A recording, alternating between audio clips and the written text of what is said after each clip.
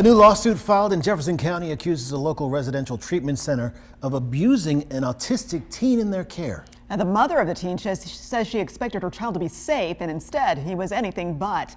WBTM 13's Michael Higdon took a closer look at this case tonight, and she joins us in studio.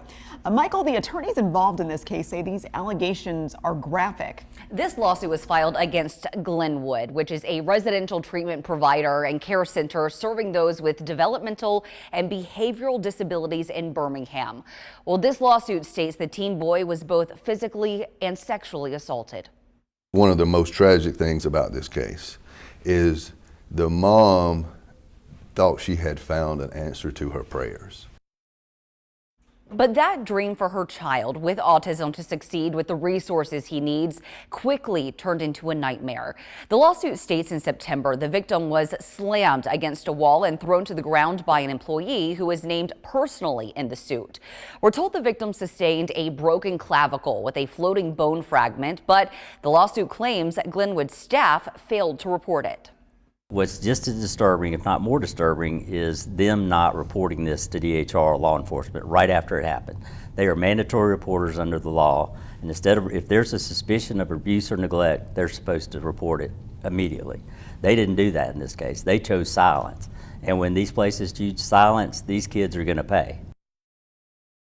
Well, the attorneys say the child did pay, as the abuse didn't stop there. In late October, the teen with autism told his mother he had been sexually assaulted multiple times in different manners. He was immediately taken for a medical evaluation, and the lawsuit states medical providers identified physical findings consistent with sexual trauma and confirmed he was a victim of sexual assault. The attorneys say this case is horrific, and the monitoring of these types of facilities needs a major overhaul across Alabama. When you have a system that is that broken, you're going to have these instances. And so one of the things that we appreciate you for having us on, one of the things that we hope these lawsuits do and the media coverage does is let people know this is a problem and we've got to fix this problem. And it needs to be done systemically through legislation, through oversight, through resources to the Department of Mental Health. Things like that. So it's a systemic public policy problem. Well, Glenwood's president and CEO released the following statement about this incident. They requested be read in full. Quote, "First and foremost, we are very sensitive to the intense emotional nature of the allegations made in this case. And I want to emphasize that Glenwood has no interest in trying to litigate the case in the media. I do want to say that we will vigorously defend Glenwood with respect to the allegations that have been made against it.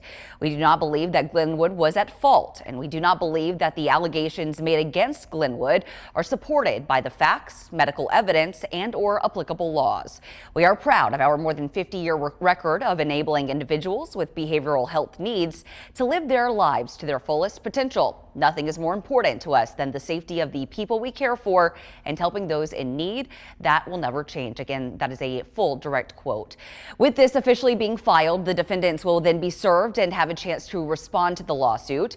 The attorneys say this process could take months, even years, for it to play out in the court system, but they felt this is important to bring justice to their client. I also asked Glenwood if the specific faculty member named in the suit is still employed with the facility. They did not respond.